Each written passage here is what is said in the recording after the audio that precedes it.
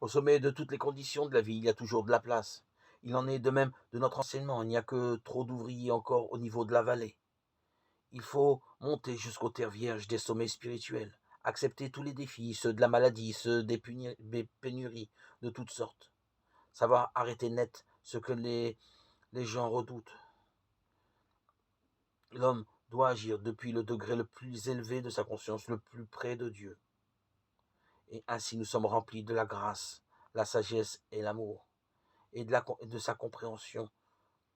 Son état d'esprit s'élève, et il est ainsi rempli de grâce et de confiance. Et l'homme, ayant toute cette compréhension de cette sagesse, reçoit bénédiction, guérison, dons divins qui proviennent de l'unique source. Les vibrations de peur ne peuvent plus persister et ne persistent plus.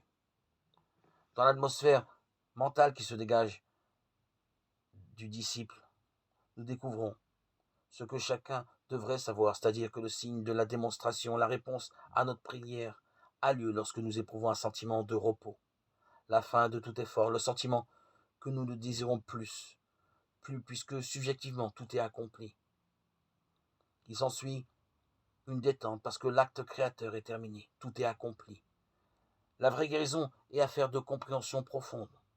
Nous remettons à Dieu notre désir, notre concept, quel qu'il soit, lui laissant le soin de transformer notre corps, de guérir tel ou tel organe.